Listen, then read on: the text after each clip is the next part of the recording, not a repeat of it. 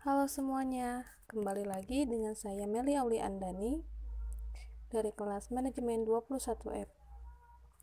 Kali ini saya akan mempresentasikan kembali yaitu dengan mata kuliah Akuntansi Manajemen yang berjudul Manajemen Berdasarkan Aktivitas. Langsung saja, di sini ada pendahuluan. Apa sih manajemen berdasarkan aktivitas itu?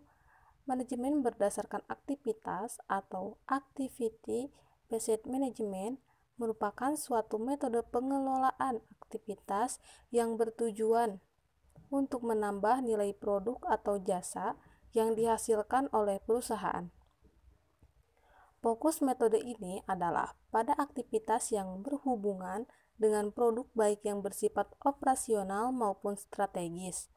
Manajemen berdasarkan aktivitas sangat dibutuhkan oleh perusahaan dalam mengantisipasi teknik-teknik manajemen kontemporer seperti manajemen mutu total, perbaikan berkelanjutan, perekayasaan ulang, teori kendala, dan just in time.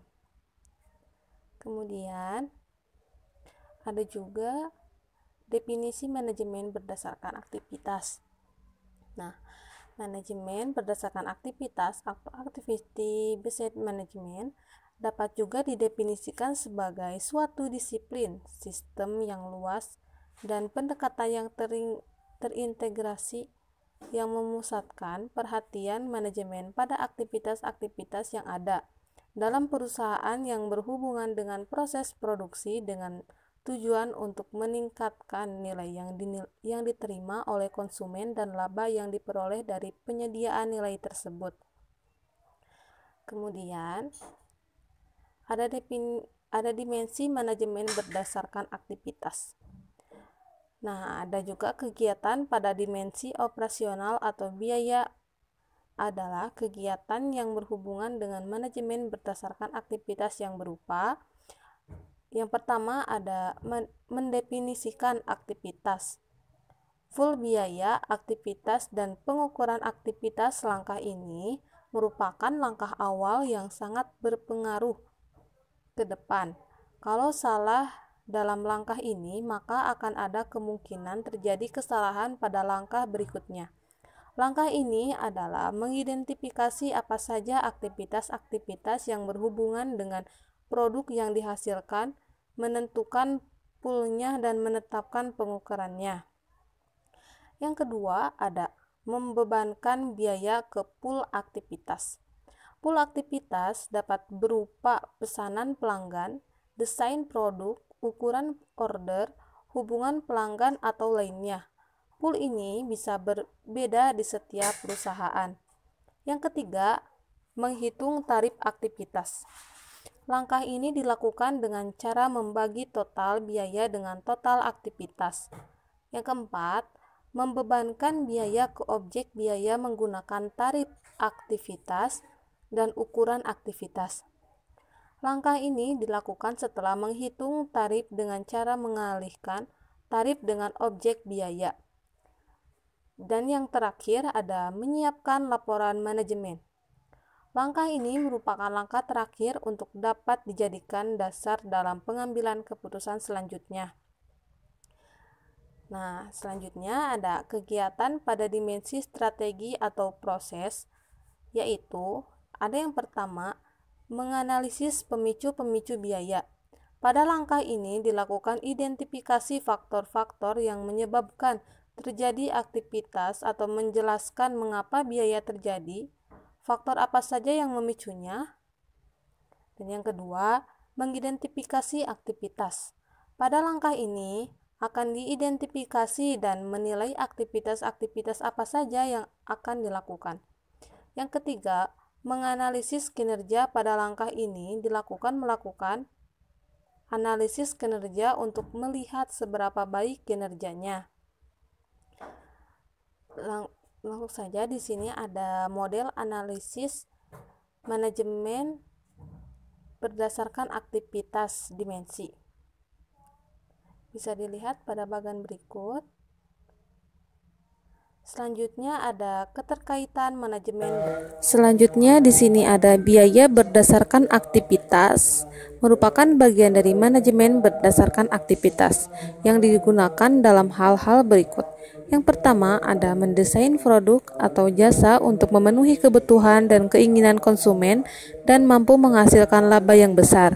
Yang kedua, memberikan tanda untuk melanjutkan atau menghentikan perbaikan kualitas, kecepatan, dan efisiensi yang berkelanjutan. Yang ketiga, mengarahkan penentuan bauran produk dan keputusan investasi.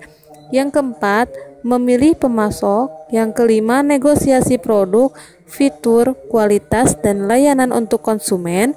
Yang keenam, memanfaatkan proses distribusi dan layanan pada konsumen sasaran secara efisiensi dan efektif. Dan yang terakhir, meningkatkan nilai produk dan jasa perusahaan. Nah, selanjutnya di sini ada biaya berdasarkan aktivitas. Yang pertama ada keterbatasan sistem akuntansi biaya berdasarkan fungsional. Pembebanan biaya overhead dalam sistem akuntansi biaya berdasarkan fungsional adalah melalui departementasi dan menggunakan tarif tunggal. Menghitung biaya dengan tarif tunggal hampir dapat dikatakan menghitung secara rata-rata sehingga dapat menghasilkan biaya produk yang terdistorsi atau tidak akurat. Kebutuhan perhitungan biaya produk yang lebih akurat sangat dibutuhkan dalam perusahaan agar pembebanan biaya lebih tepat dan seksama. Terdapat dua faktor untuk yang menyebabkan perhitungan tarif tunggal tidak akurat, yaitu yang pertama ada besarnya proporsi biaya overhead yang tidak terkait dengan unit jika dibandingkan dengan total biaya overhead. Dan yang kedua, tingkat perbedaan antara produk sangat besar. Nah, kemudian di sini ada keberagaman produk perlu juga jadi perhatian dalam pembebanan biaya untuk menghindari terjadinya distorsi atau kesalahan pembebanan. Hal ini dapat terjadi karena beberapa alasan. Yang pertama, ukuran produk, yang kedua, kerumitan produk, yang ketiga, waktu setup, dan yang terakhir ukuran bits. Tanpa memperhatikan sifat keragaman produk, maka biaya produk akan terdistorsi karena jumlah biaya yang dikonsumsi tidak berubah berdasarkan unit produksi tetapi berdasarkan rasio konsumsi. Yang kedua, perhitungan biaya berdasarkan aktivitas. Aktivitas adalah kegiatan yang mengkonsumsi biaya yang terjadi di perusahaan sehubungan dengan proses produksi yang dilakukan. Wadah untuk mengakumulasi biaya ini disebut dengan pool biaya aktivitas. Terdapat dua jenis ukuran aktivitas, yaitu pergerakan transaksi dan pergerakan durasi. Pergerakan transaksi adalah jumlah transaksi yang terjadi dalam suatu aktivitas seperti jumlah tagihan yang dikirim ke pelanggan. Penggerak durasi adalah pengukuran waktu yang diperlukan dan digunakan untuk melakukan suatu aktivitas, seperti banyaknya waktu yang diperlukan untuk menyiapkan tagihan. Nah, untuk pembahasan terakhir kali ini adalah analisis nilai proses. Analisis nilai proses adalah hal mendasar dalam manajemen berdasarkan aktivitas. Manajemen berdasarkan aktivitas adalah pendekatan sistem yang terintegrasi yang memfokuskan perhatian manajemen pada aktivitas-aktivitas dengan tujuan meningkatkan nilai pelanggan dan laba yang diperoleh dengan memberikan nilai tersebut. Analisis nilai proses berfokus pada pengurangan biaya bukan pada pembebanan biaya dan memaksimalkan kinerja semua sistem. Analisis ini dilakukan dengan menganalisis tiga unsur analisis, yaitu yang pertama ada analisis pemicu, yang kedua analisis aktivitas, yang ketiga ada pengukuran kinerja. Nah, untuk analisis pemicu, aktivitas merupakan awal pangkal timbulnya biaya. Mengelola aktivitas membutuhkan pemahaman mengenai apa saja yang menjadi penyebab biaya aktivitas.